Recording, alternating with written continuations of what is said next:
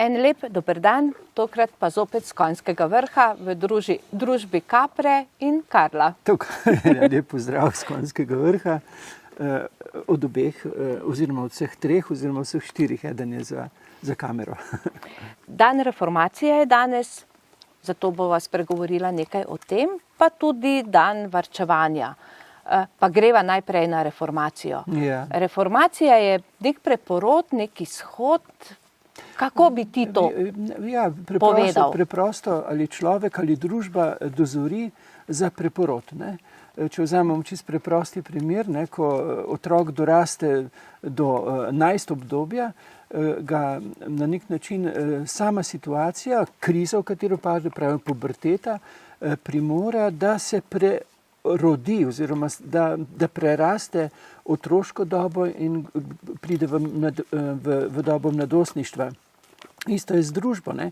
Nekaj časa družba lahko funkcionira po določenih konceptih, ko pa dozori za preporod, pride kriza. Ne? In ta kriza se pokaže na raznolike, bi rekel, neprijetne načine.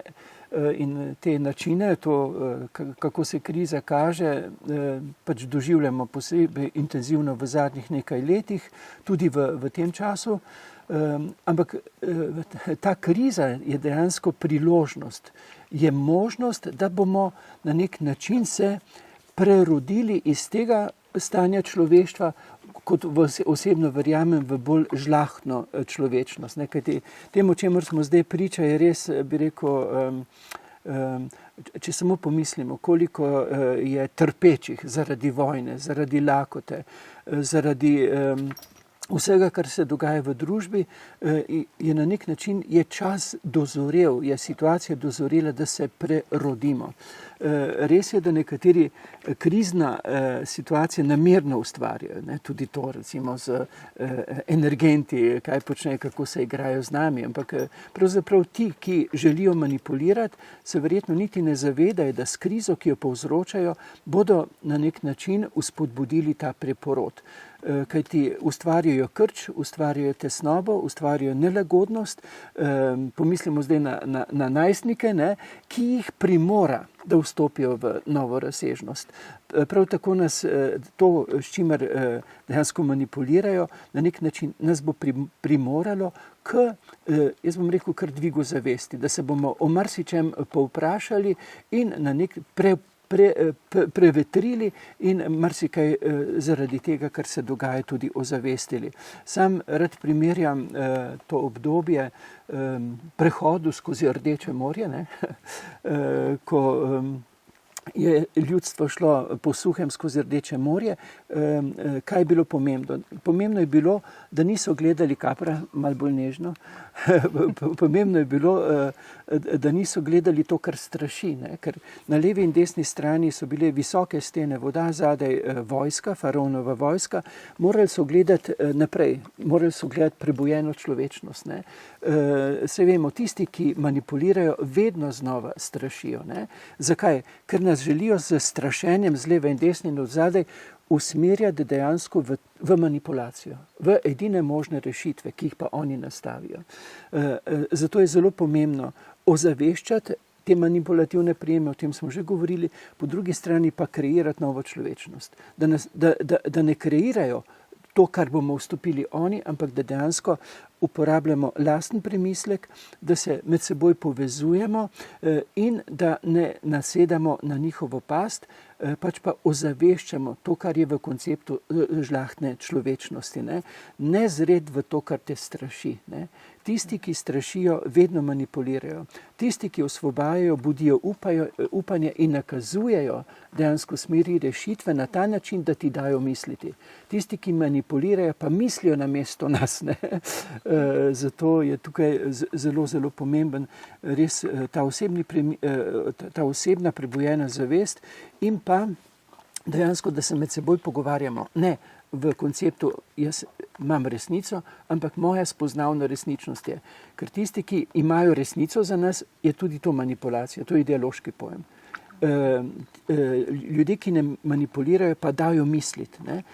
In tudi, ko mi med seboj govorimo, je dobro, da govorimo v kontekstu moja spoznavna resničnost. In ti poveš svojo spoznavno resničnost in tako se na nek način osvetljuje to, kar je najbolj žlahtno za dobrodošlo za človečnost. In pomembno je, da ohranjamo ta optimizem, ne, da se ne bojimo. Bom povedal še en dogodek, ki sem ga doživel, zdaj bo že tega verjetno 1-2 meseca. V Braslovčah sem bil in sem čakal na začetek, povabili so me na en razmislek, sem čakal na začetek dogodka, ko je prišla k meni ena družinica, mama, očka in pa 7-letni dečko. In potem je rekla mamica, da bi mi rad ta otrok nekaj povedal. In sem rekel, ja, kako ti je pa ime? In on rekel, jaz sem pa Gabriel. Sem se kar zdrznil, redko dajo zdaj otroku ime Gabriel, ne? In on je tudi tako povedal, jaz sem pa Gabriel. Sem se kar spomnil, ne, kako nadangel Gabriel oznani Mariji, da se bo po njej začelo novo obdobje človeštva. Ne. In sem rekel, ja, Gabriel, in kaj bi mi ti rad povedal?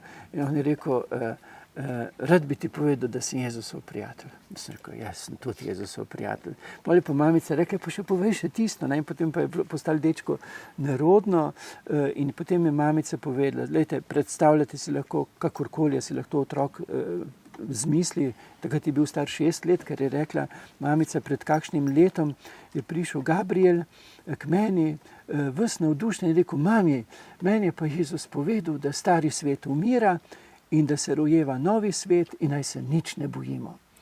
In jaz sem bil popolnoma prevzet in potem je rekel še, in potem je rekla mamica in mu je še rekel, naj se nič ne bojimo, in sem bil ves prevzet.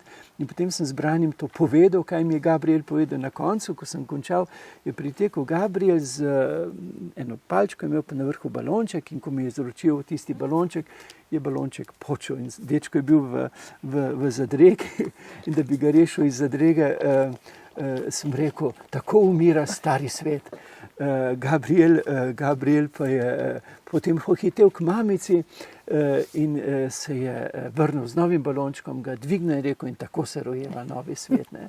Nič se bat, ne.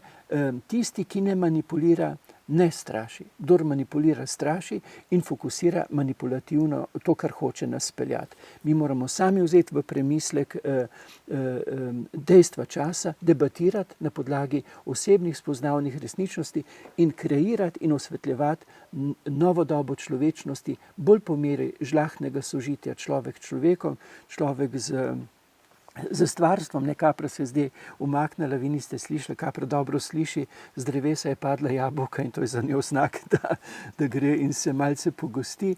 Ne, ta žlahtna človečnost se mora po vsakem izmed nas prebujati, ne, kajti misel ima izjemno moč, zato nam želijo zatemniti misli. Mi moramo pa misel usmeriti v svetlobo jutrišnjega dne in kreirati to žlahtno človečnost. 3 miselno prebujeni na 1000 prebivalcev prebudijo kvantni premik zavesti in naša zavest mora prebujati novo človečnost. Zato nam plasirajo pesimizem, negativne misli, manipulativne koncepte, ker hočejo kreirati po svoji meri. Mi pa moramo prebujeni kreirati po meri žlahtne človečnosti. In vsaka misel tu šteje. Veste, tu ne pomeni nekdo več, nekdo manj, ampak vsak pomeni v polnosti, vsak je veličina. Vsaka misel mora biti prebojevalna v smeri novega sveta. In naj se nič ne bojimo.